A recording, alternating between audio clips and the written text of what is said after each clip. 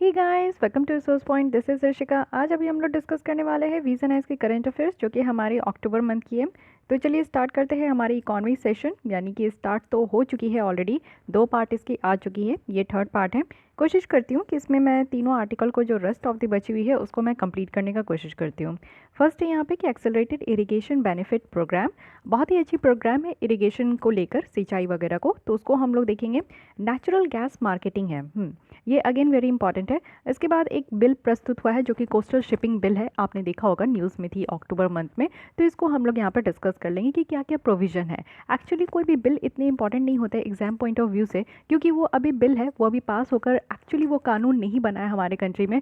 तो जो question arise होते हैं वो कानून से होते हैं। लेकिन बिल एक बार देख लीजिए, क्योंकि क्या होता है कि अभी आप लोग बिल की प्रोविजन देख लोगे, अगर ये पास भी हो जाता है तो नेक्स्ट मंथ जो है हम लोग उसके एक्ट में जो एक्चुअल प्रोविजन है, क्योंकि कुछ यहाँ पे अमेंडमेंट होते हैं, कुछ प्रोविजन को हटाया जाता है, ऐड ऑन होता है कुछ भी, तो इसको हम लोग सही तरीके से एक्ट में देखेंगे। तो क्या होता है कि 2-3 बार आप पढ़ लेते हो ना, तो एक काइंड ऑफ रिवीजन हो जाती है, ठीक है, एक अच्छी अंडरस्टैंडिंग भी डेवलप हो जाती है। तो ये तीनों आर्टिकल को हम लोग देखेंगे। रेस्ट ऑफ द लेसन को देखने के लिए आपको हमारे चैनल को सब्सक्राइब करना होगा, प्लेलिस्ट में आकर आप लोग देख सकते हो। कल आपके लिए एक एथिक्स का क्वेश्चन डाला गया था, आप लोग आंसर कीजिए वहाँ पे कि आपको क्या लगता है। बिल्कुल आप लोग फील कीजिए, एथिक्स के क्वेश्चन ऐसे होते हैं, केस स्टडी, जो कि आपको फील करना होता है और ख़ुद को उस सिचुएशन में रख कर जो है एक अच्छे तरीके से आंसर दीजिए। कुछ बच्चे आंसर देना स्टार्ट किए हैं, बहुत अच्छा लगता है आप लोग के आंसर पढ़ना, डिफरेंट व्यूज़ आप लोग के निकल कर आते हैं, तो काफ़ी बेहतरीन लगता है। तो प्लीज़ आप लोग भी शेयर कीजिए। कुछ दिनों के बाद से मैं भी अपनी व्यूज़ को शेयर करूँगी। एक्चुअली अभी थोड़ी मैं बिज़ी चल रही हूँ, कभी थोड़े कुछ दिन और, मतलब कि कहूँगी कि 10 दिन और मुझे दे दीजिए, फिर उसके बाद हमारा जो हिस्ट्री का लेसन था वो भी आपका कंटिन्यू होगा। अभी वो रुक गया है, बस आपको ये विज़न है, इसके लेसन मैं एक दिन में प्रोवाइड कर रही हूँ, ठीक है। चलिए स्टार्ट करते हैं। तो आज के लिए यहाँ पे आपके लिए मेंस का क्वेश्चन है, all constitutions are heirs of the past and testators of the future, how far is this true in case of Indian constitution. इसको कमेंट करना है। कल आपका कॉन्स्टिट्यूशन डे भी था, तो हम लोग ने कॉन्स्टिट्यूशन को, हम लोग नहीं, हमारे इंडिया में इसको अडॉप्ट किया गया था 26 नवंबर को, तो इसलिए कॉन्स्टिट्यूशन डे के हिसाब से नाम से हम लोग उस दिन को सेलिब्रेट करते। तो इसलिए यहाँ पे इंडियन पॉलिटी की ही मैं क्वेश्चन यहाँ पे आपके लिए लेकर आई हूँ, ठीक है। तो आपको बताना है कि जो ऑल कॉन्स्टिट्यूशंस है वो पास्ट का ईयर से, यानी कि पास्ट से चलते आ रहा है, और ये टेस्टेटर है हमारे फ्यूचर के लिए कि आगे आने वाले दिनों में हमारे कंट्री की क्या सिचुएशन होगी, कैसे हमें जो है आगे अपनी कंट्री को लेकर चलना है, ये टेस्टेटर का भी काम करता है। साथ ही आपको बताना है कि ये कितना ट्रू है, क्योंकि ये एक स्टेटमेंट दिया गया है, तो एक बार सर्च आउट, फाइंड आउट करने का कोशिश कीजिएगा कि ये स्टेटमेंट किन के द्वारा दिया गया था, कब बोला गया, कैसे बोला गया। लेकिन एक अच्छी स्टेटमेंट है, और इसको आपको बताना है कि कितना ट्रू है हमारे इंडियन कॉन्स्टिट्यूशन को लेकर, ठीक है। 10 मार्क्स की क्वेश्चन है, 150 वर्ड्स में आपको लिखनी है। और जिस बच्चे को भी यहाँ पे मेंस आंसर राइटिंग में अगर आप लोग को ज्वाइन करनी है, तो आप लोग इस ईमेल आईडी पे मेल कर सकते हो, आप लोग डिटेल इन्फॉर्मेशन आप लोग को यहाँ पे प्रोवाइड किया जाएगा। फाइन, अब आइए कुछ क्वेश्चन है, क्योंकि इकॉनमी की 2 पार्ट हो चुकी है, अब तक मैं कोई भी क्वेश्चन नहीं पूछी हूँ। यहाँ पे आपका पूरा फर्स्ट से लेकर 4th आर्टिकल तक के लिए देखने को मिलेगा। फर्स्ट आर्टिकल यहाँ पे फिलिंग द ब्लैंक्स है, आपको बतानी है कि poverty line estimation in India is based on, किस चीज़ पे बेस्ड है। I have given here some options, consumption expenditure, second है इनकम लेवल। तो आपको ये दोनों में से बताना है कि हमारे यहाँ जो पोवर्टी लाइन एस्टिमेशन है वो किसके ऊपर बेस्ड होता है। सेकंड क्वेश्चन है कि what is auction theory.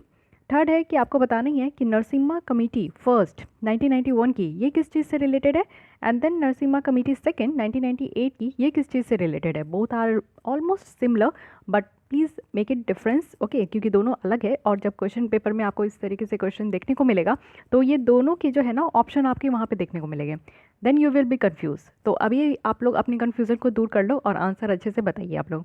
Fourth है कि Svamitva scheme, one of the most important scheme of this year. So ये स्कीम लॉन्च किया गया है किसके द्वारा, ठीक है, मिनिस्ट्री बतानी है, एंड अभी ये पायलट बेसिस पे चल रही है। तो कुछ स्टेट्स का नाम बताना है जहाँ पे इसको इम्प्लीमेंट किया जाएगा। तो हम लोग अच्छे से डिस्कस किए थे, तो ये एक बेसिक सी 4 क्वेश्चन मैं पूछ रही हूँ, इसका आंसर आई होप कि आप लोग दोगे अच्छे से। चलिए अब हम लोग आर्टिकल पे आते हैं। तो बात करते हैं हम लोग यहाँ पे एक्सेलरेटेड इरिगेशन बेनिफिट प्रोग्राम। तो पहले देखते हैं कि ये क्यों न्यूज़ में है, क्योंकि अभी पब्लिक अकाउंट कमेटी के द्वारा अपनी रिपोर्ट को सबमिट किया गया है, वो भी इसके ऊपर। तो ऐसा नहीं है कि ये न्यूली लॉन्च्ड स्कीम है, आप लोगों को पता होना चाहिए कि ये सेंट्रल गवर्नमेंट की बहुत पुरानी स्कीम है। आप लोग देख सकते हो कि सेंट्रल गवर्नमेंट के द्वारा इस स्कीम को लॉन्च किया गया था 1996-97 में, जिसमें कि सेंट्रल असिस्टेंस प्रोवाइड किया जाएगा बहुत सारे तरीके के जो इरीगेशन होते हैं हमारे कंट्री में, जैसे बड़े बड़े इरीगेशन प्रोजेक्ट है, यानी कि सिंचाई को लेकर जब खेती होती है तो उसमें सिंचाई की बहुत बड़ी भूमिका होती है। तो बड़े सिंचाई प्रोजेक्ट को लेकर या फिर जो मीडियम इरिगेशन प्रोजेक्ट है उसको लेकर यहाँ पे सेंट्रल गवर्नमेंट के द्वारा मदद प्रोवाइड किया जाता है। ठीक है, ये जो आपका इम्प्लीमेंट किया जाएगा अब ये मिनिस्ट्री ऑफ जल शक्ति के द्वारा ही किया जाएगा, तो इसलिए ये न्यूज़ में है। अब आते हैं इसकी ऑब्जेक्टिव देख लेते हैं, जो कि आप लोगों को पता होना चाहिए। सबसे पहला आप लोग नाम से ही देख रहे हो कि यहाँ पे क्या है कि इंटीग्रेटेड इरिगेशन है। इंटीग्रेटेड कहने का मतलब है कि किसी चीज़ को जोड़ देना, ठीक है, जोड़ के आप उसको काम जो है ना सहूलियत कर देना। तो यहाँ पे क्या है कि इम्प्लीमेंटेशन, यानी कि इस तरीके के जो प्रोजेक्ट है जो कि इरिगेशन से रिलेटेड है and in the field of medium and major, तो उनको एक्सेलरेट करना और जो भी रिसोर्स कैपेसिटी है, कैपेबिलिटी है उस स्टेट का, उसके बियॉन्ड जाकर मेनली यहाँ पे फोकस करना है कि जितने भी मेजर और मीडियम इरिगेशन प्रोजेक्ट है, जैसे कि चाहे वो नेशनल प्रोजेक्ट भी क्यों ना हो, उसको यहाँ पे इम्प्लीमेंट कराना है। जब यहाँ पे प्रधानमंत्री कृषि सिंचाई योजना 2015 में ये लाया गया था, तब आप लोग देखोगे कि AIBP जो है ना ये इसी का पार्ट हो गया, यानी कि इसके बाद से 2015 के बाद से आप लोग इस चीज़ को भूल चुके होंगे, लेकिन 2015 के पहले अगर आप लोग थोड़ा बहुत भी न्यूज़ से अगर कनेक्टेड थे, जब कांग्रेस की गवर्नमेंट थी, तो उस समय जो है ये आपका AIBP बहुत ज़्यादा न्यूज़ में होता था, एक्सेलरेटेड इंटीग्रेटेड, ये आपका एक सेकेंड, हाँ, एक्सेलरेटेड इरिगेशन बेनिफिट प्रोग्राम, ये बहुत ज़्यादा न्यूज़ में होता था। बट अब इसको यहाँ पे एक इससे भी बड़े पैमाने पे एक स्कीम लाया गया है जिसको कहते हैं प्रधानमंत्री कृषि सिंचाई योजना। तो इसी के तहत इसको एक कंपोनेंट बना के रख दिया गया है। अब देखते हैं कि मेनली ये प्रधानमंत्री कृषि सिंचाई योजना का एम क्या है। एम है कि यहाँ पे जो प्रोटेक्टिव इरिगेशन है सारे एग्रीकल्चर फार्म्स में, उसको यहाँ पे उसके मतलब को यहाँ पे एक्सेस करना है, हाँ, वो भी हमारे कंट्री में। और सबसे बड़ी बात है कि पर ड्रॉप मोर क्रॉप, पर ड्रॉप मोर क्रॉप, ये वाली जो फंडा है ना ये लेकर आना है हमें। तो पर ड्रॉप मोर क्रॉप का क्या कहने का मतलब है कि जैसे कि मान लीजिए कि ये क्यारिया है, ये आपका एक कॉल्यूम है, ठीक है, और यहाँ पे आपके जो है ना इस तरीके से क्रॉप लगे हुए हैं, ओके, इस तरीके से मैनर्ड वे में क्रॉप लगे हुए हैं। अब क्या होता है कि सिंचाई की तरफ सिंचाई में आप लोग देखोगे कि क्या होता है कि इस तरीके से अगर पाइप से यहाँ पे पानी आ रही है, तो पाइप से यहाँ पे पानी आती है, ये पूरी तरीके से जो है ना ये फ्लडेड हो जाती है, या फिर पूरी पानी जो है ना पूरी जहाँ अगल बगल की मिट्टी है उसमें भी पानी चले जाती है, जहाँ नहीं ज़रूरत है वहाँ पे भी जो है इस तरीके का अगर आप पाइप से पानी देते हो तो वो चला जाता है। या फिर स्प्रिंकल मेथड भी यूज़ किया जाता है, बहुत तरीके के मेथड है वो यूज़ करते हैं, तो उसमें पानी की वेस्टेज ज़्यादा होती है। लेकिन यहाँ पे जो प्रधानमंत्री कृषि सिंचाई योजना है, यहाँ पे पानी की जो वेस्टेज है ना उसको बचाने का काम किया जा रहा है। और सबसे बड़ा फंडा जो लाया गया है वो है पर क्रॉप मोर ड्रॉप, ठीक है, यानी कि सॉरी, पर ड्रॉप मोर क्रॉप, मैं उल्टा ही बोलती। तो पर ड्रॉप यानी कि यहाँ पे एक इसके ऊपर एक इस तरीके से एक पाइप लगाया जाएगा, ठीक है, जस्ट इमेजिन कि वो ऊपर रहेगा, ये ज़मीन पे है, इसकी थोड़े हाइट पे रहेगा, और उसमें से ना टैप टैप करके यहाँ पे जहाँ पे भी क्रॉप है बस वहीं पे ड्रॉप करके पानी गिरेगा, यानी कि एकदम कंटिन्यूस से नहीं, जैसे आप टैप ओपन करते हो तो पूरा पानी आपका गिरने लगता है, तो उस तरीके का नहीं करना है, एकदम ड्रॉप करके जो है पानी गिरते रहेगा। तो इससे क्या होगा कि पानी की वेस्टेज भी बचेगी, और जहाँ पे क्रॉप है, जहाँ पे पानी की ज़रूरत है, बस वहीं पे पानी जाएगा। तो ये वाला जो है यहाँ पे आपका सिनेरियो क्रिएट किया गया है। AIBP की बात करें तो ये बस इसका एक कंपोनेंट बन के रह गया है, जिसका मेन फोकस बस यही है कि जो मीडियम और जो मेजर प्रोजेक्ट है उसको यहाँ पे इम्प्लीमेंट कराना है, ठीक है। और मीडियम एंड मेजर प्रोजेक्ट कहने का मतलब है जो कि 2000 हेक्टेयर से ज़्यादा के एरिया में कवर किया गया है प्रोजेक्ट, तो उसको यहाँ पे इम्प्लीमेंट कराना है। बस ये AIBP का ये एक काम है, तो इसको क्या कर दिया गया है, सिंचाई के अंदर लाया गया है, ठीक है। अब जब से ये आया है तब से आप देखोगे कि 297 जो इरिगेशन और मल्टीपर्पज़ जो प्रोजेक्ट है ना उसको अभी तक इंक्लूड किया गया है, और ये फंडिंग दिया जा रहा है AIBP के तहत। तो काफ़ी ज़्यादा बेहतरीन है। यहाँ पे आप लोग देख सकते हो, बेटर तरीके से समझ पाओगे। ये देखिए प्रधानमंत्री कृषि सिंचाई योजना के बारे में बात किया जा रहा है। तो यहाँ पे पहले AIBP के बारे में बात करते हैं, तो आप लोग समझ गए कि यहाँ पे जो भी प्रोजेक्ट है उसको कंप्लीट होने में ध्यान देना है, चाहे वो मेजर प्रोजेक्ट हो, मीडियम प्रोजेक्ट हो, या फिर नेशनल प्रोजेक्ट हो। हर खेत को पानी, ये भी एक टैगलाइन यूज़ किया गया था कि सारे खेत को पानी यहाँ पे देना है, क्योंकि बात ही कर रहे हैं हम लोग प्रधानमंत्री कृषि सिंचाई योजना। तो सबसे पहला क्या है कि एक न्यू वाटर सोर्सेज यहाँ पे लेकर आना है, साथ ही साथ आप लोग देखो कि ग्राउंड वाटर को डेवलप करनी है। प्रोग्राम जैसे नीरू चेतु है, नीरू चीतू है, तो इस तरीके के छोटे छोटे प्रोग्राम होते हैं स्टेट के, तो उसको यहाँ पे और भी ज़्यादा बेसिस पे इम्प्लीमेंट करना है। पर ड्रॉप मोर क्रॉप की अगर हम लोग बात करें तो यहाँ पे एफिशिएंट जो है वाटर कंजर्वेशन पे ध्यान देना है। साथ ही साथ आप लोग देखो कि माइक्रो इरिगेशन और सेकेंडरी स्टोरेज स्ट्रक्चर पे काम करना है। साइंटिफिक मीन्स होना चाहिए, ट्रेनिंग, अवेयरनेस, ये सारे काम पे यहाँ पे इस तरीके के टॉपिक पे यहाँ पे फोकस करना है। वाटरशेड डेवलपमेंट पे भी यहाँ पे काम किया जा रहा है। वाटरशेड डेवलपमेंट कहने का मतलब है कि जहाँ पे आप लोग देखो कि वाटर यानी कि जो रन ऑफ मैनेजमेंट करना है और वाटर हार्वेस्टिंग करनी है। यानी कि आप लोग देखो कि इस तरीके का खेत भी होता है ना, तो यहाँ पे अगर पानी देनी है, सिंचाई करनी है, तो पानी पूरी तरीके से आपको खेत में जो है ना पूरा भरा हुआ दिखने को मिलेगा, या फिर पूरी तरीके से मिट्टी जो है गीली हो जाती है। तो और मिट्टी गीली होकर क्या होता है कि पानी जो है ना ये इस एरिया से जो है रन ऑफ होता है, यानी कि बाहर बाहर बहता है। आपके भी गार्डन है, आप भी वहाँ पे पानी वगैरह देते हो, तो उस गार्डन से आपका जो है फ्लो होकर वो कहीं ना कहीं रिस्क के बाहर निकल आता है। उसके साथ साथ आप देखोगे कि कुछ कुछ मिट्टियाँ भी निकल कर आती है। तो जब ये पानी के साथ मिट्टी भी बहने लगता है ना, तो आप समझो कि जो ऊपर की जो हमारे क्रस्ट में जो अपर लेयर में जो मिट्टी होती है वो one of the fertile most fertile land soil होती है। अब इरोजन होता है, यानी कि इस तरीके का पानी का बहाव होता है, यानी कि लैंड से बाहर अगर पानी चला गया तो उसके साथ साथ जो ऊपरी हिस्से की जो मिट्टी होती है ना वो भी इसके साथ फ्लो होकर बाहर चले जाती है, जो कि आप समझो कि फर्टाइल सॉइल जो है ना वो बही गई, यानी कि बह के चली गई। तो यहाँ पे जो इरीगेशन का काम हो रहा है वो तो बेहतरीन तरीके से हो रहा है, लेकिन फिर क्रॉप की production as per the need नहीं हो पाएगी, जितना ज़रूरत है उस तरीके का नहीं हो पाएगा। तो ये जो पानी बह के जा रहा है इसी चीज़ को रोकना है, और इस चीज़ को बेटर तरीके से मैनेजमेंट करने के लिए हम लोग क्या कहते हैं कि वाटर शेड डेवलपमेंट करना है। यानी कि जो रन ऑफ हो रहा है ना, पानी बह के जो ज़मीन से बाहर चले जा रही है जहाँ पे ज़रूरत नहीं है, उसको यहाँ पे रोकना है। और इससे क्या होगा कि हमारा सॉइल और जो मॉइस्चर कंजर्वेशन है वो इम्प्रूव हो पाएगा, क्योंकि पानी अगर बह के चला गया तो उसके साथ मिट्टी भी चला जाएगा, मिट्टी चला गया तो यहाँ पे फर्टाइल सॉइल भी चला जाएगा। और साथ ही साथ क्या है कि यहाँ पे कन्वर्ज करना है मनरेगा के साथ। मनरेगा क्या है? Mahatma Gandhi national rural employment guarantee act. कहने का मतलब है कि 100 डेज जो है यहाँ पे गारंटीड जॉब दिया जाता है अनस्किल्ड पीपल्स को, ठीक है। तो इसको इसी के साथ जोड़ना है जिससे कि एक न्यू वाटर सोर्स भी यहाँ पे निकल कर आए। तो ये सारे मुद्दे पे यहाँ पे काम किया जाएगा। अब देखते हैं कि यहाँ पे शॉर्टकमिंग क्या क्या है AIBP का। सबसे पहला क्या है कि फ्रीक्वेंट मॉडिफिकेशन है, यानी कि डिज़ाइन और जो स्कोप है इसका काम करने का उसमें बहुत तेज़ी से जो है ना मॉडिफाई होते रहता है।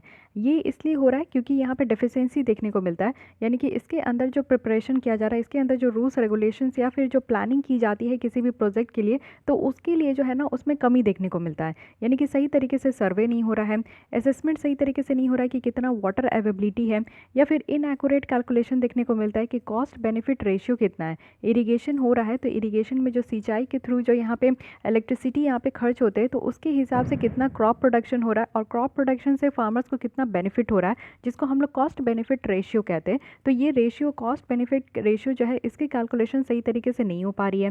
साथ ही कॉस्ट एस्टिमेशंस को यहाँ पे रिवाइज किया जाता है जब भी यहाँ पे काम खत्म होता है।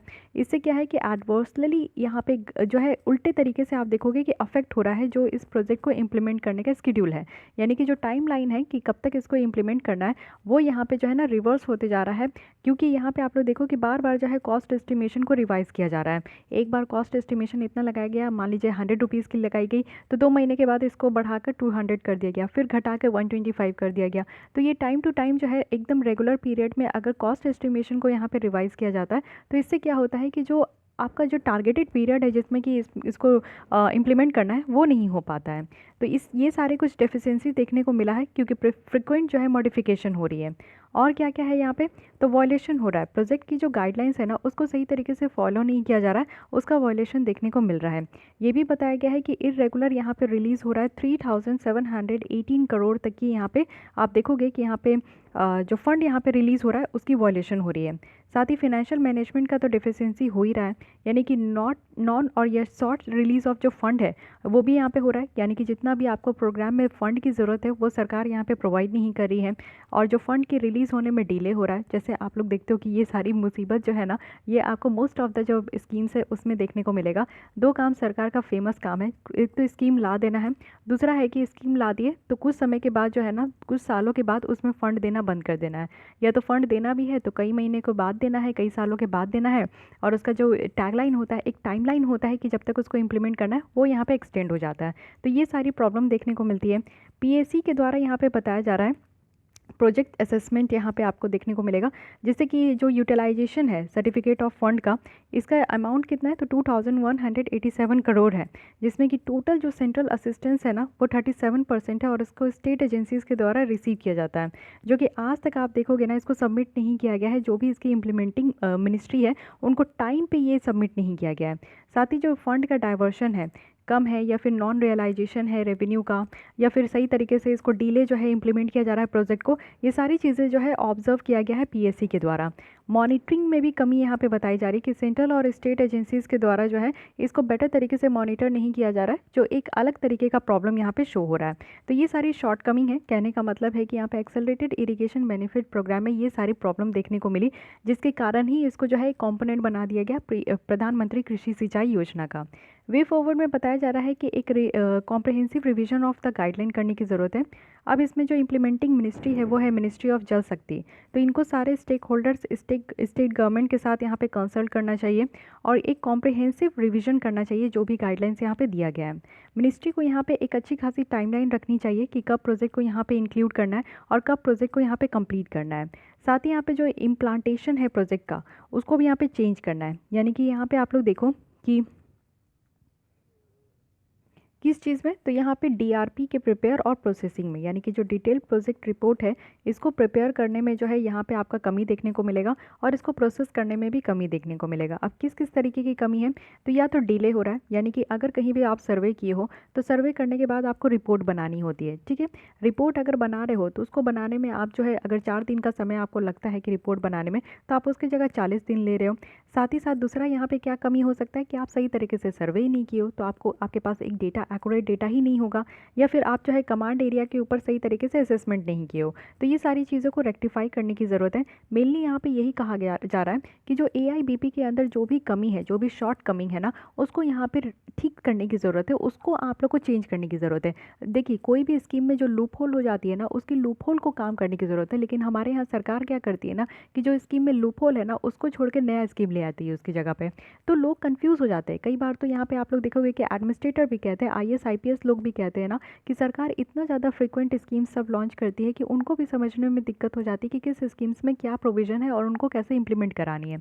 तो सरकार को दर्जन भर स्कीम नहीं लाना चाहिए, एक स्कीम रखिए एक फील्ड का, और वो भी तगड़ा स्कीम रखिए जिसमें कि सारी आपकी जितनी भी प्रोविज़न है वो सब इंक्लूड हो। अगर कोई प्रोविज़न वर्क नहीं कर रहा है, कहीं पे भी लूप होल है ना, तो सरकार को उस पर काम करना चाहिए। सरकार क्या करती है कि एक फ्रेश प्रोजेक्ट ला के रख देती है, फ्रेश योजना ला के रख देती है, इससे सबको प्रॉब्लम होता है। एक तो जो एडमिनिस्ट्रेटर है जिनको इम्प्लीमेंट करानी है ग्राउंड लेवल पर, उनको समझ में नहीं आता, उनको कन्फ्यूजन हो जाता है, कभी कुछ स्कीम पढ़ते हैं कभी कुछ स्कीम पढ़ते हैं। दूसरा जो सबसे ज़्यादा प्रॉब्लम होता है वो आज की डेट में कैंडिडेट को हो रहा है। इतने ज़्यादा स्कीम लाए जा रहे हैं मोदी सरकार के द्वारा कि आप लोग भी ये फील कर रहे होंगे कि कितने तरीके का आपको रटना पड़ रहा है, काफ़ी कन्फ्यूजन भी हो जाता है कुछ स्कीम को लेकर। तो इतना ज़्यादा बोझ पैदा कर दिए है कैंडिडेट के ऊपर कि मत बोलिए। स्कीम्स के लिए अलग से पढ़ना पड़ता है, पहले स्कीम्स के लिए लोग अलग से नहीं पढ़ते थे। अब PT 365 आप गवर्नमेंट स्कीम्स का देखोगे ना तो आपको चक्कर आ जाएगा, हार्ट अटैक वहीं आ जाता है। उस तरीके का उसका एक मैगज़ीन तैयार होता है। बट मैं जोक कर रही हूँ, ऐसा नहीं कि आप लोगों को सच में वो स्कीम नहीं पढ़नी है, वो मोस्ट इंपॉर्टेंट होता है। देखिए स्कीम से क्या है ना, स्कीम्स जो सरकार लाती है, कुछ भी योजना लाती है, तो उससे आप लोग जो है ना अपने कंट्री के बारे में, उस फील्ड के बारे में डिटेल समझ पाओगे। लेकिन थोड़ी सी ये मुझे थोड़ी ये गलती लगती है, मुझे ऐसा लगता है कि इस तरीके से सरकार को नहीं करना चाहिए। और दूसरा सबसे इससे भी बड़ा भयानक गलती मुझे ये लगता है ना कि जब सरकार पलटती है, जब कांग्रेस की सरकार थी तो उस समय इस तरीके अलग अलग तरीके का स्कीम होता है। जैसे AIBP आप देखोगे तो ये कांग्रेस के टाइम का था, ठीक है। जैसे ही मोदी सरकार आ गया तो इसके बाद क्या हुआ कि वो अपने नाम पे ले आएंगे, अलग नाम पे ले आएंगे, नाम ही चेंज कर देंगे। तो नाम चेंज करने से भी तो भेजा चेंज हो जाता है ना, मतलब कि लोग, सरकार समझती नहीं है कि बच्चों पे कितना प्रेशर पड़ रहा है। कहते हैं कि यूनिवर्सलाइजेशन करेंगे एजुकेशन को ईजी बनाएंगे, आसान बनाएंगे। क्या आप आसान बनाओगे जब आप जो है दर्जन भर स्कीम दे देते हो दर्जन दिन में, तो ऐसे थोड़ी चलता है। तो वो नाम भी चेंज कर देंगे। आप इसको प्रधानमंत्री कृषि सिंचाई योजना के तहत ला दिए थे। अब आप लोग में से आप ही लोग बताइए कि कितने लोग यहाँ पे AIBP को जानते थे, नाम सुने होंगे। मुझे ऐसा लगता है अगर आप लोग सीरियस कैंडिडेट हो ना तो 3-4 साल से अगर प्रिपरेशन कर रहे हो तो इसका नाम जरूर सुने होंगे, लेकिन ये आप लोग को पता था कि ये इसी के अंदर है कि नहीं है। बहुत बच्चों को तो यही नहीं पता होता है। तो इतने तरीके की प्रॉब्लम है, ठीक है। तो मेनली वे अहेड में यहाँ पे यही सारी चीज़ें कही जा रही है कि यहाँ पे ट्रांसपेरेंसी अकाउंटेबिलिटी लाने की ज़रूरत है, जो भी यहाँ पे प्रोजेक्ट को असेसमेंट किया जाता है और जो मॉनिटरिंग किया जाता है इस स्कीम को, उसको भी इम्प्रूव करना है। अब क्या यहाँ पे कहा जा रहा है कि सैटेलाइट इमेज की आप लोग जो है इस्तेमाल कीजिए, फील्ड रिपोर्ट सही से कीजिए। अब यहाँ पे स्वामित्व स्कीम में आप देखोगे तो ड्रोन का इस्तेमाल हो रहा है, ठीक है। तो अब बात हम लोग वही कर रहे हैं कि हम लोग जो है लेटेस्ट टेक्नोलॉजी का इस्तेमाल करना चाहिए, ड्रोन का इस्तेमाल कीजिए या फिर सैटेलाइट का इस्तेमाल कीजिए। अब तो हम लोग जो है 4 फाउंडेशनल एग्रीमेंट भी साइन कर लिए है यूएस के साथ, तो उनकी जो है ना हम लोग अर्थ ऑब्जर्वेशन सैटेलाइट को भी आराम से इस्तेमाल कर सकते हैं। अब हम लोग जो है अपने इंडिया के कोने कोने चीज़ को जो है ना जूम जूम करके एकदम देखेंगे, हाई रेजोल्यूशन में देखेंगे, सारी इमेज निकालेंगे, काफ़ी हम लोग को फ़ायदा होगा, ठीक है। तो 4 हमारा जो है यूएस के साथ फाउंडेशनल एग्रीमेंट को साइन किया गया है। आप लोग कृपा करके वो चारों का नाम अगर कमेंट बॉक्स में बताइएगा तो मुझे बहुत अच्छा लगेगा कि आप लोग का रिवाइज हो रहा है, क्योंकि हम लोग आईआर में उसको पढ़ चुके हैं, ठीक है। तो ये पूरी तरीके से ये आर्टिकल रही। आइए एक बार रिकॉल कर लेते हैं। एक्सेलरेटेड इरिगेशन बेनिफिट प्रोग्राम, यानी कि इसमें जो बात कर रहे हैं हम लोग इस स्कीम के बारे में बात करें, 1996 में ही इसको लाया गया था। इम्प्लीमेंट करने वाली मिनिस्ट्री जो है वो मिनिस्ट्री ऑफ जल शक्ति है। इसकी ऑब्जेक्टिव यही है कि जो मीडियम और जो आपका मेजर प्रोजेक्ट है उसको इम्प्लीमेंट कराना है। लेकिन बाद में चल के जब यहाँ पे सरकार पलट हुआ, यहाँ पे यूपीए से एनडीए आ गया, तो आप लोग देखोगे कि यहाँ पे जब बीजेपी की सरकार आई तो वो अपने आप को स्मार्ट बनाने के लिए एक नया स्कीम लेकर आ गए, प्रधानमंत्री कृषि सिंचाई योजना, जिसमें कि यहाँ पे पहले की जो गवर्नमेंट की स्कीम थी उसको अपना एक कंपोनेंट बना लिए, ठीक है। उसके बाद लेकिन इसमें बहुत सारी शॉर्टकमिंग है, उसको हमने देखा। वे अहेड में क्या करने की ज़रूरत है, जो स्कीम में शॉर्टकमिंग है उसको आप लोग रिकवर करो, फिर से उसको मॉडिफाई करो, ठीक है। तो ये सारी चीज़ें हमने देखा। आइए नेक्स्ट आर्टिकल पे चलते हैं, जो कि है नेचुरल गैस मार्केटिंग। सो इसके बारे में हम लोग बात क्यों करेंगे, पहले ये समझिए। कैबिनेट कमेटी जो इकोनॉमिक अफेयर्स की है उनके द्वारा ये अप्रूव किया गया है, यानी कि नेचुरल गैस मार्केटिंग रिफॉर्म्स यहाँ पे लाया जा रहा है। और एक अलग तरीके का आपको सिग्निफिकेंट स्टेप देखने को मिलेगा कि कैसे हम लोग गैस बेस्ड इकॉनमी में आगे बढ़ेंगे, ठीक है।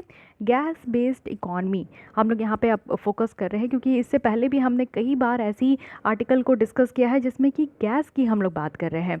अभी तक आप लोग देखोगे कि हमारे यहाँ क्या चलता है, तो कोल वगैरह चलता है, यानी कि जितनी भी आप लोग थर्मल पावर प्लांट में आप लोग देखते हो तो कोल का बहुत ही फास्ट तरीके से इस्तेमाल किया जाता है, जिससे कि काफ़ी पॉल्यूशन की भी कंप्लेन आती है। अब हम लोग बात करते हैं पेरिस एग्रीमेंट की, तो उसमें हमने साइन कर रखा है, कसम खा चुके हैं कि हम लोग भी जो है अपने यहाँ जो इमिशन है, कार्बन इमिशन को कम करेंगे। तो अब कसम खाए है तो उसको तो निभाना ही होगा। तो इसलिए यहाँ पे सबसे अच्छा ऑल्टरनेटिव जो कहा जा रहा है वो है यहाँ पे गैस बेस्ड इकॉनमी, ठीक है।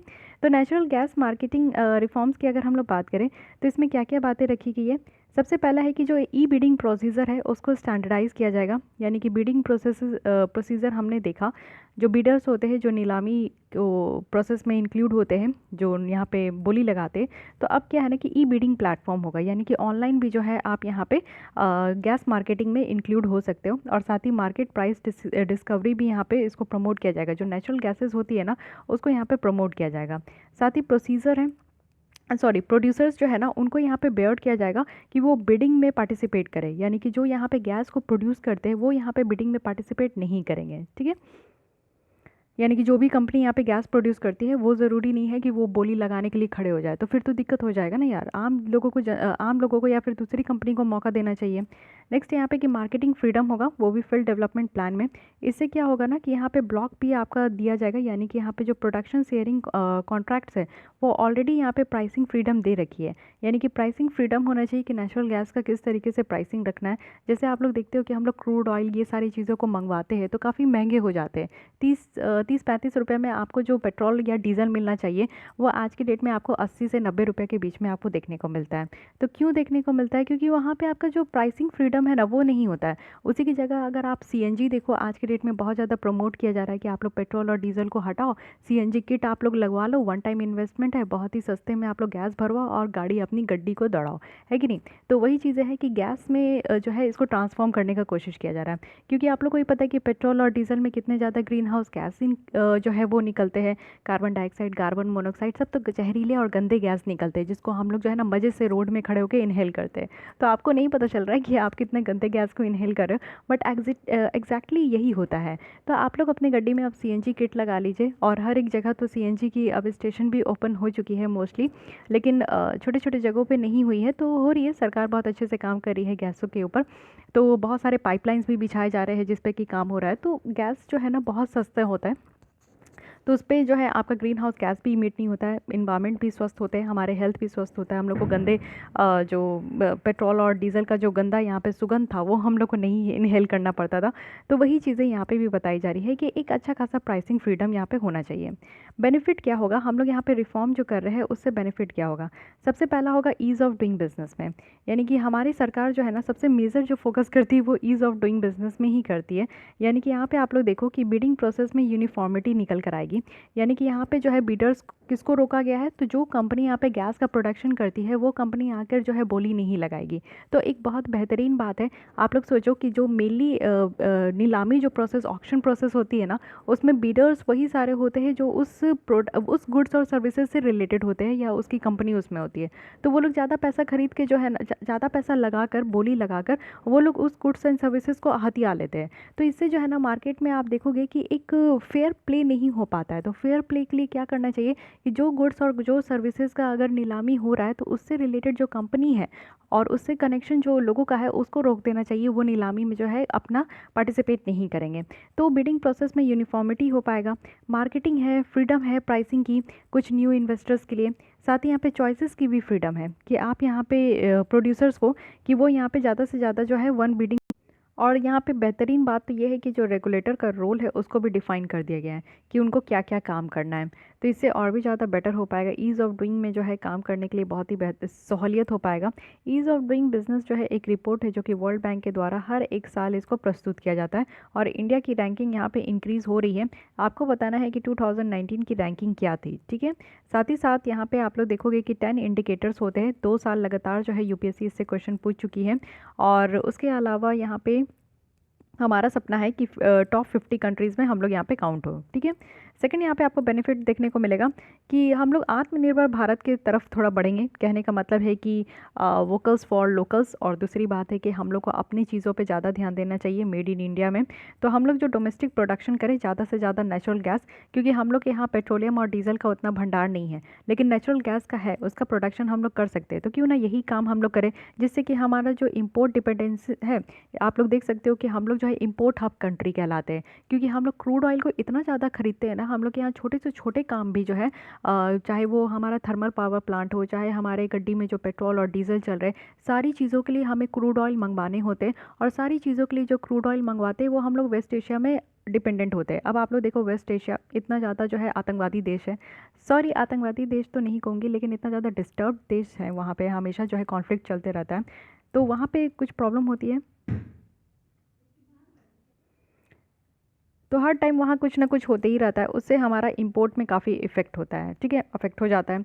तो इंपोर्ट डिपेंडेंसी को हम लोग को कम करना है, यानी कि हम लोग दूसरे कंट्री पे निर्भर नहीं होंगे, अब अपने ही कंट्री पे निर्भर होंगे। तो इसलिए यहाँ पे जो है हम लोग कह रहे हैं आत्मनिर्भर भारत। हम लोग अगर ज़्यादा से ज़्यादा नेचुरल गैस को प्रोड्यूस करेंगे तो इससे हम लोग को जो क्रूड ऑयल की जो हमें डिमांड है वो कहीं ना कहीं कम हो पाएगी। डोमेस्टिक प्रोडक्शन से क्या हो पाएगा कि हमारे यहाँ इन्वेस्टमेंट बढ़ेगा, इन्वेस्टमेंट बढ़ेगा तो जैसे कि हमारे यहाँ सिटी गैस डिस्ट्रीब्यूशन और जो रिलेटेड इंडस्ट्रीज़ है वो कहीं ना कहीं बेटर तरीके से काम कर पाएंगे, ठीक है। सेकेंड थर्ड, यहाँ पे क्या बेनिफिट होगा कि गैस बेस्ड इकॉनमी हो पाएगी। ये एक्सपेक्ट किया जा रहा है कि हम लोग 40 मिलियन स्टैंडर्ड जो क्यूबिक मीटर है पर डे जो मोर नेचुरल गैसेस का है ना उसको डोमेस्टिक प्रोडक्शन से हम लोग ऐड कर पाएंगे। साथ ही पॉल्यूशन तो कम हो गई, जो मैं अभी बताइए आप लोग को कि बहुत ही ज़्यादा गैस का इस्तेमाल करने से जो है हमारा पॉल्यूशन कम होगा, जिससे कि इन्वायरमेंट यहाँ पे इम्प्रूव हो पाएगी। एम्प्लॉयमेंट जनरेशन होगा, यानी कि रिफॉर्म से क्या हो पाएगा कि ज़्यादा से ज़्यादा एम्प्लॉयमेंट अपॉर्चुनिटी होगी गैस कंज्यूमिंग सेक्टर्स में। जैसे कि आप लोग देखो कि एमएसएमई सेक्टर में भी बहुत ज़्यादा यहाँ पे इम्प्रूवमेंट होगा। तो बेहतरीन एक स्टेप आप लोग कह सकते हो गैस की तरफ यहाँ पे मूव करने में, ठीक है। तो आगे बढ़ने से पहले हम लोग देखते हैं कि यहाँ पे नेचुरल गैस की कुछ विशेषताएं। तो नेचुरल गैस होता क्या है? नेचुरल गैस में आप लोग देखोगे कि एक्चुअली यहाँ पे गैसेस का मिक्सचर होता है जो कि हाइड्रोकार्बन्स में बहुत ज़्यादा रिच होते हैं। कहने का मतलब है कि यहाँ पे मीथेन है, नाइट्रोजन है, कार्बन डाइऑक्साइड है, तो ये सारे गैसेस का मिश्रण होता है natural gas. Natural gas reserves की बात करें तो ये अर्थ के बहुत ही ज़्यादा अंदर होते हैं, और सॉलिड और जो लिक्विड हाइड्रोकार्बन्स बेड्स होते हैं ना, जैसे कि कोल या फिर यहाँ पे क्रूड ऑयल, इससे भी आपको जो है ना इसके अगल बगल या फिर इससे भी ज़्यादा नीचे देखने को मिलेगा, ठीक है। और साथ ही साथ आप देखो कि ये प्योर फॉर्म में तो इस्तेमाल नहीं होता है, इसको पहले प्रोसेस करना पड़ता है, फिर इसको क्लीनर फ्यूल में कंजप्शंस के लिए कन्वर्ट करना होता है। और इसको आप लोग देखो कि हम लोग किस किस किस तरीके से इसको यूज़ कर सकते हैं। तो मैन्युफैक्चर ऑफ फर्टिलाइज़र में, और या फिर इलेक्ट्रिसिटी जनरेशन में एज अ फ्यूल, या फिर डोमेस्टिक हाउस होल्ड में कुकिंग के लिए, या फिर व्हीकल के ट्रांसपोर्टेशन फ्यूल जैसा। तो काफ़ी मास नंबर पे हम लोग इस्तेमाल कर सकते हैं। नेचुरल गैस का क्या सिनेरियो है इंडिया में, इसको देखिए। नेचुरल गैस जो है हमारे यहाँ इंडिया की जो प्राइमरी एनर्जी मिक्स है इसका 6.2 यहाँ पे कंप्राइजेस है। हम लोग बहुत पीछे है। ग्लोबल एवरेज आप देखोगे जो कि यूज़ हो रहा है हर पूरे ऑल ओवर द वर्ल्ड में, ये 24% हो रहा है, बट हमारे इंडिया में कितना हो रहा है, मात्र यहाँ पे 6.2% हो रहा है। तो हम लोग बहुत पीछे है इसके कंपैरिजन में। गवर्नमेंट का प्लान है कि हम लोग अपने इसके शेयर को जो है ना 15% तक इंक्रीज़ करेंगे। कब तक, तो 2030 तक, ठीक है। डोमेस्टिकली जो प्रोड्यूस नेचुरल गैस कॉन्ट्रीब्यूट्स है वो सिर्फ आप लोग देखोगे कि इंडिया का टोटल कंजप्शन का हम लोग कितना यहाँ पे प्रोड्यूस कर पा रहे हैं, तो सिर्फ यहाँ पे 48% कर पा रहे हैं। यानी कि हमारे यहाँ नेचुरल गैस की जो कंजप्शन है वो बहुत ज़्यादा है, लेकिन उस हिसाब से अभी हम लोग प्रोडक्शन नहीं कर पा रहे। तो हम लोग को प्रोडक्शन बढ़ाने की भी ज़रूरत है। साथ ही इंडिया आप देखोगे कि ये जो है हम लोग ऑयल और गैस फील्ड जो लोकेटेड है वेस्टर्न और सदर्न, यहाँ पे साउथ ईस्टर्न जो एरिया है उससे हम लोग इसको सप्लाई करते हैं। जैसे कि हज़ीरा बसीन है, और मुंबई ऑफशोर है, केजी बेसिन है, कहाँ कहाँ है। साथ ही साथ आप लोग नॉर्थ ईस्ट रीजन में भी देखोगे, आसाम और त्रिपुरा में भी देखने को मिलेगा ऑयल एंड गैस फील्ड है, जहाँ से हम लोग इस तरीके के गैसेस को जो है सप्लाई करते हैं, ठीक है। तो ये बहुत अच्छी फैक्ट्स एंड फिगर है, इसको ध्यान रखिएगा। ये जो रिफॉर्म लाया जा रहा है कि अब हम लोग नेचुरल गैस पे गैस बेस्ड इकॉनमी लाएंगे, तो इससे क्या क्या इश्यूज़ हैं। सबसे पहला इशू है कि वेरी लिमिटेड इम्पैक्ट, क्योंकि आप लोग देखो कुछ कहीं कहीं पे आपको इसका फील्ड देखने को मिलेगा, और इंडिया का जो गैस प्रोडक्शन आज की डेट में है उसका ऑलमोस्ट 80% ही है जो कि आपको देखने को मिलेगा। ज़्यादा से ज़्यादा अगर हमें इस न्यू पॉलिसी में बेनिफिट जोन देखना है तो वो हमारा बाहर का ही है, यानी कि इंडिया के बाहर में ही हमें इसका जो है बेनिफिट जोन देखने को मिलेगा। इंडिया के अंदर इसकी प्रोडक्शन बहुत कम है। साथ ही डिसइंसेंटिव्स हैं वो भी ओल्ड प्लेयर्स के लिए, यानी कि अब आप जानते हो कि सिर्फ जो न्यू इंट्रेंट्स है वो सिर्फ यहाँ पे बेनिफिट देखेंगे, और न्यू एंटिटीज़ जो है उनको यहाँ पे एडवांटेजेस होगा ई बिडिंग प्लेटफॉर्म का, और वो यहाँ पे जो है ना अलग अलग तरीके के जो है प्राइसेस को डिस्कवर करेंगे। तो जो पुराने प्लेयर्स है वो यहाँ पे डिसएडवांटेज हो जाएंगे, क्योंकि नेचुरल गैस में जो है ना आप देखोगे कि न्यू न्यू यहाँ इन्वेस्टर्स निकल कर आ रहे हैं, न्यू न्यू लोग यहाँ पे जो है इंटरेस्ट दिखा रहे हैं। पुराने लोग किस में इंटरेस्ट दिखाते हैं, वो क्रूड ऑयल पे ही दिखाते हैं, कच्चा तेल में, जिससे वो केरोसिन या फिर पेट्रोल फिर डीजल ये सारी चीज़ों को निकालते हैं, ठीक है। तो न्यू लोगों के लिए ये बेहतरीन है, लेकिन ओल्ड लोगों के लिए ये बेहतरीन नहीं है। साथ ही सिर्फ एफिलिएट्स को यहाँ पे अलाउ किया जाएगा, यानी कि यहाँ पे जो प्रिंसिपल रखा गया है एक तो बहुत क्लियर नहीं है, यानी कि जो भी सिद्धांत है हमारा गैस बेस्ड इकॉनमी में रिफॉर्म करने का, तो वो बहुत ज़्यादा क्लियर नहीं है। लेकिन सिर्फ यहाँ पे टाइम है जो कि हमें बताएगा कि कितना ज़्यादा ये अलाउ किया जा रहा है, कितना ज़्यादा इससे बेनिफिट हो रहा है, या फिर इस सेक्टर्स को बेनिफिट हो रहा है कि नहीं हो रहा है, ठीक है। वे फॉरवर्ड में बताया जा रहा है कि जो ये रिसेंट स्टेप है ये बहुत ही अच्छा है, जिससे कि हम लोग डोमेस्टिक प्रोडक्शंस को नेचुरल गैस का जो है उसको बढ़ा पाएंगे। लेकिन इस स्टेप में हमें कुछ और भी काम करने की ज़रूरत है। जैसे कि हमें यहाँ पे जो एपीएम है,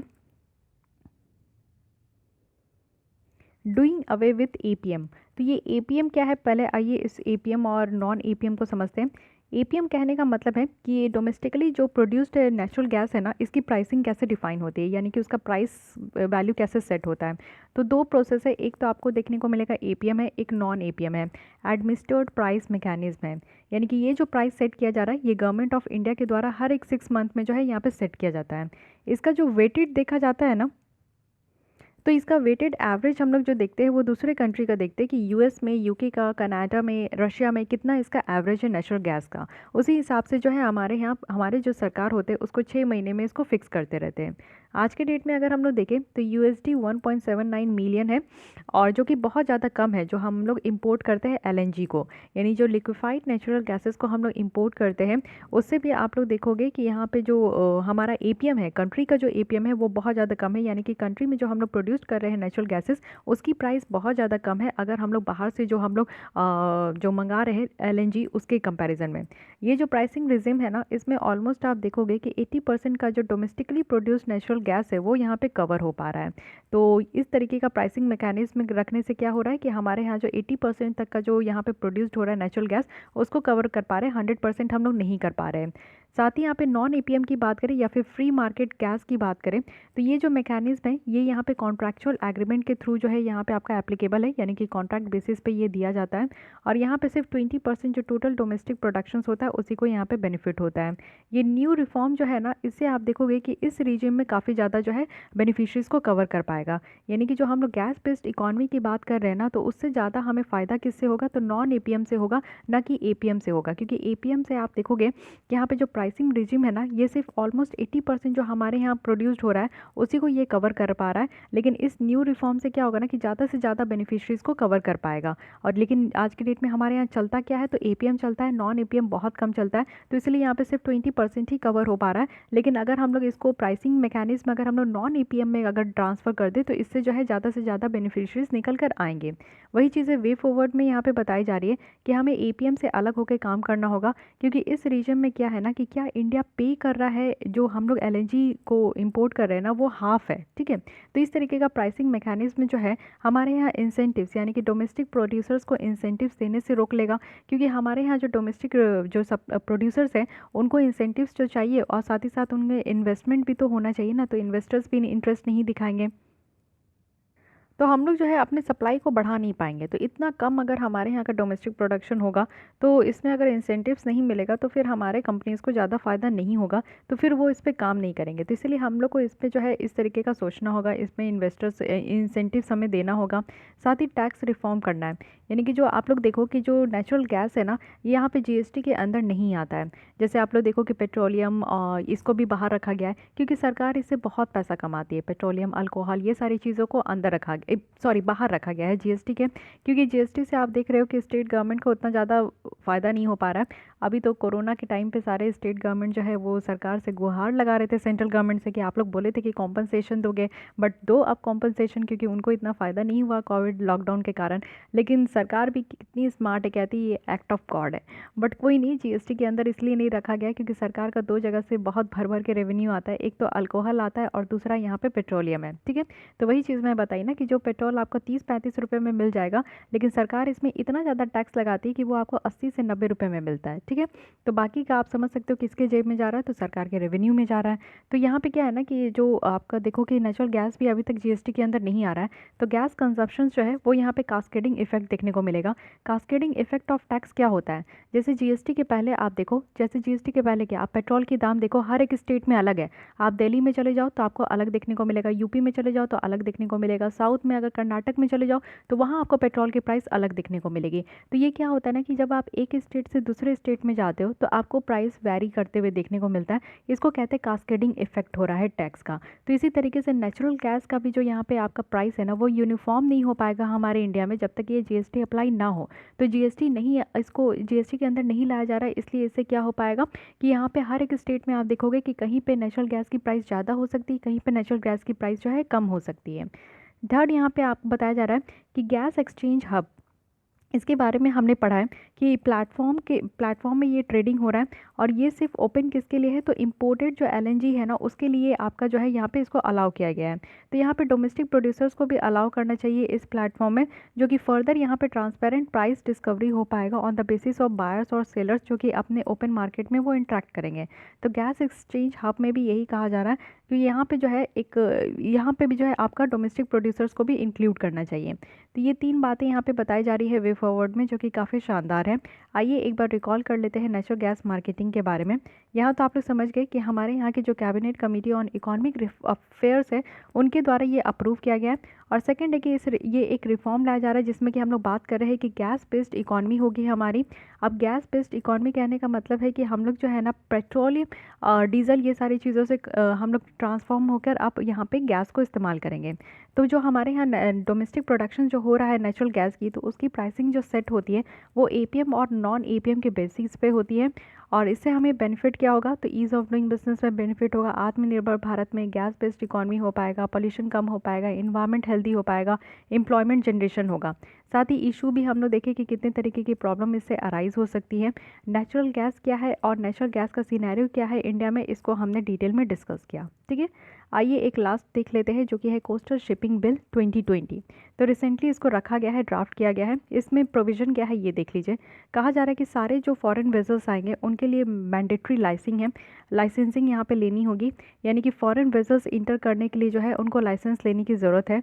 national coastal and inland shipping strategic plan होगा। इसका एम यही है कि जो इनलैंड वाटरवेज है ना, उनको यहाँ पे इंटीग्रेट करना है जो मैरीटाइम कोस्टल ट्रांसपोर्ट है।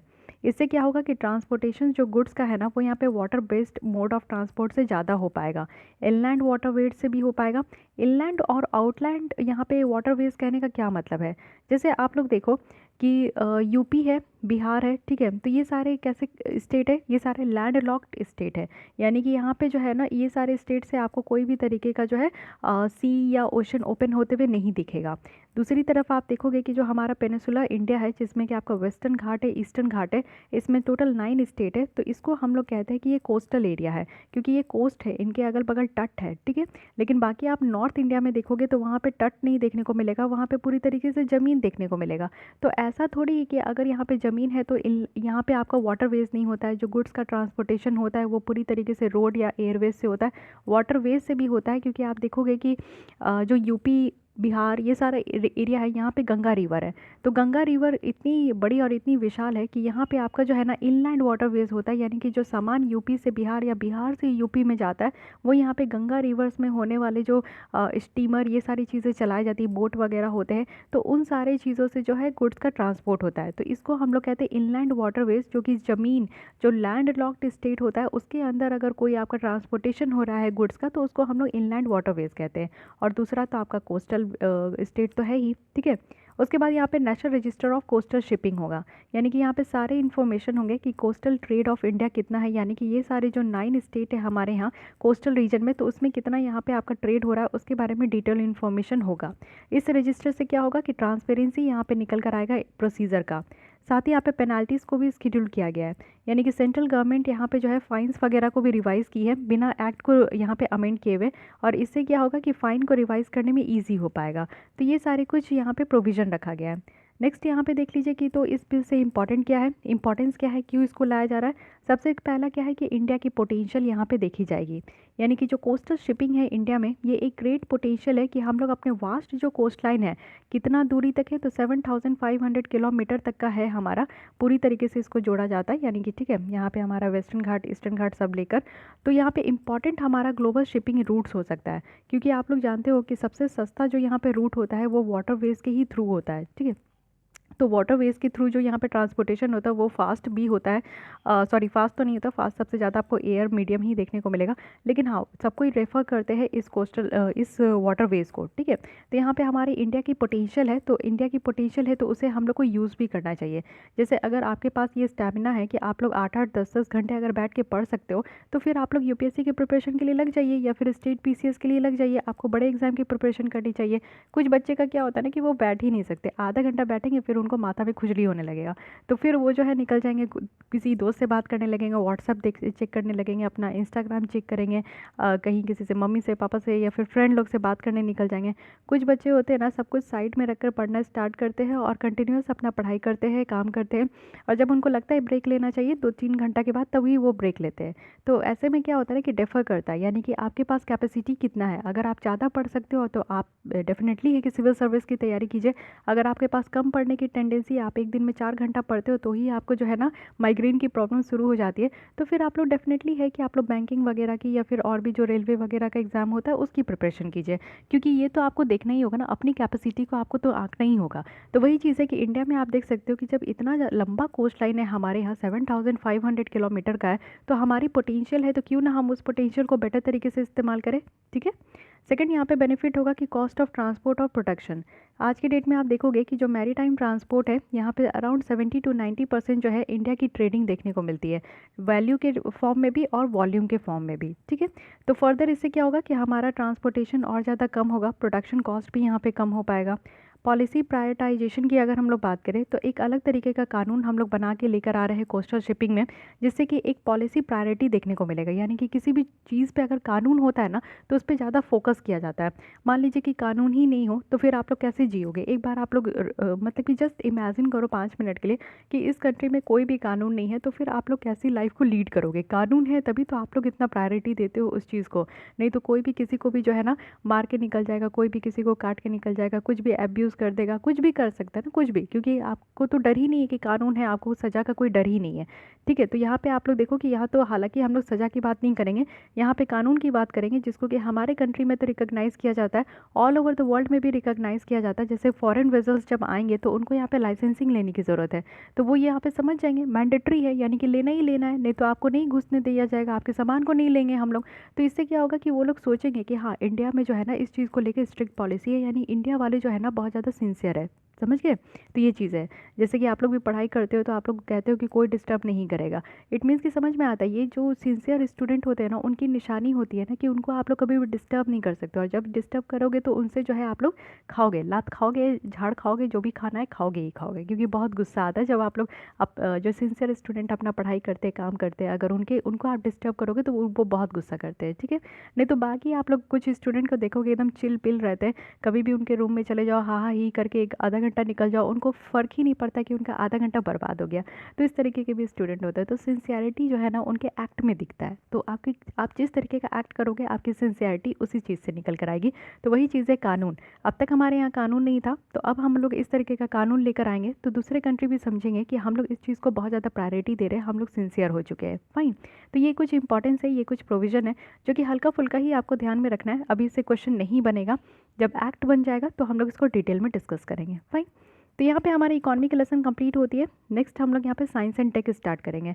साइंस एंड टेक में वेरियस आपको नोबेल प्राइज़ देखने को मिलेगा। अब तक हम लोग जो है पीस प्राइज़ देख चुके हैं, इकोनॉमिक्स में देख चुके हैं नोबेल प्राइज़, लेकिन और भी नोबेल प्राइज़ है तो उसको भी हम लोग डिस्कस कर लेंगे जल्दी। तो साइंस एंड टेक कल मैं स्टार्ट करूँगी, फिर उसके बाद जो है हम लोग इन्वायरमेंट स्टार्ट करेंगे। ठीक है, तो आज के लिए बस इतनी। अगर आपको ये लेसन अच्छी लगती है, हेल्पफुल लगती है, तो बस मुझे मोटिवेट करने के लिए लाइक कीजिए, और साथ ही साथ हमारे चैनल को सब्सक्राइब कर लीजिए, हमारे फैमिली का पार्ट बनिए, जिससे कि आपको डेली बेसिस पे यहाँ पे लेसन देखने को मिलेगा। अभी तक यूट्यूब की प्रॉब्लम रिजॉल्व नहीं हुई है, मैं कभी भी वीडियो सेट करती हूँ तो कभी और का टाइम सेट हो जाता है, पता नहीं क्या हो रहा है। मैं इतनी बिजी हूँ कि इस चीज़ को चेकआउट भी नहीं कर पा रही हूँ कि मेरे ही सिस्टम में कहीं ना कहीं प्रॉब्लम है या फिर यूट्यूब की तरफ से प्रॉब्लम है। बट कोई नहीं, आपको इवनिंग में डेली बेसिस पे वीडियोज़ मिल जा रही है तो उसको आप लोग इन्जॉय कर सकते हो। तो आज के लिए बस इतना ही। Thank you.